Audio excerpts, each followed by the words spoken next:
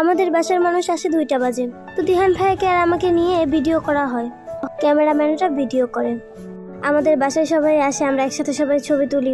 দিহান ভাই সেদিন আমার সাথে ম্যাচ করে একটা স্যুট পরছিল, খুবই সুন্দর লাগছে মাশাআল্লাহ। পরে প্রায় 4টা বাজে আমাদেরকে আমাদের বাসায় আনা হয়, আমাদেরও বাসর ঘর সাজানো হয়। সেখান থেকেও তারা দিহান ভাই থেকে টাকা নেয়। তারপরে আমরা 2 দিন থাকি আমাদের বাসায়, অনেক মজা করি। বেস্ট টাইম ছিল সেটা, আমাদের বাসায় থাকাকালীন অনেক অনেক মজা করছি। তারপরে 2 দিন পর আমাদেরকে নিয়ে যাওয়া হয়, ফুপুরা সবাই আসে, তারপরে আমাদের নিয়ে যাওয়া হয় শ্বশুর বাড়িতে। প্রথম খুবই অন্যরকম লাগছে, তারপরে খুবই মানিয়ে গুছিয়ে নিয়েছি।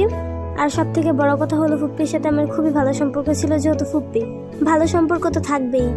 দিহান ভাই আমাকে এত এত আগলে রেখেছে, আমার মতো প্রতিটা মেয়ের ভাগ্য হোক, দোয়া করি।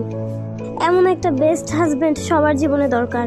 আমিও দিহান ভাইয়ের সাথে মানিয়ে গুছিয়ে নিয়েছি, তার পছন্দ জেনেছি, অপছন্দ জেনেছি। আল্লাহর খুব ভালো একটা পরিকল্পনা ছিল আমাদেরকে নিয়ে। বিয়ের পর থেকে দিহান ভাই আমাদের প্রতিদিন ঘুরতে নিয়ে যেত, সাথে মার্জিয়াও যেত। মার্জিয়ার সাথে প্রথমত সম্পর্ক আমার ভালো না থাকলেও বিয়ের পর খুব একটা ভালো সম্পর্ক হয়, যেটাকে আপনারা বেস্ট ননদ ভাবি হিসাবে নিতে পারেন। সামিয়া মেয়েটার জন্য আমার খুবই খারাপ লাগছে, কারণ প্রতিটা মানুষই চায় তার প্রিয় মানুষটাকে নিজের করে পেতে। But or one side love ছিল, সেজন্য আর কিছু করা হয়নি। ও আমার সাথে সেরকম কথা বলতো না, আর ওরা অন্য জায়গায় থাকে আর দিহান ভাইয়ের অন্য জায়গায় থাকে। মাঝে মাঝে আসলেও আমার সাথে কথা বলতো না, আমি গিয়ে নিজ থেকে কথা বলতাম।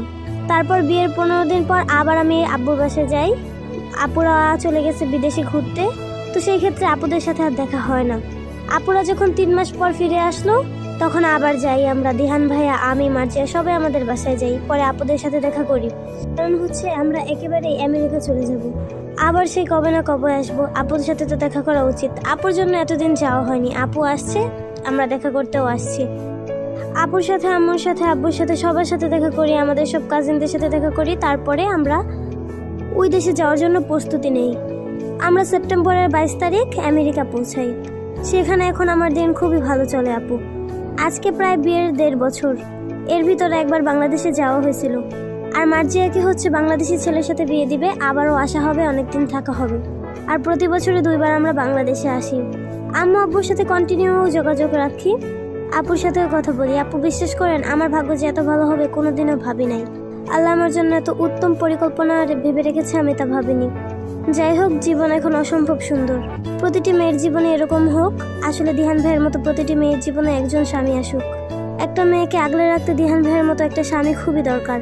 সব থেকে বড় কথা হচ্ছে ফ্যামিলির প্রতিটি মানুষের সাথে সম্পর্ক আমার খুবই ভালো।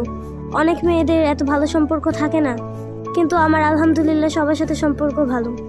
মায়ের মতো একজন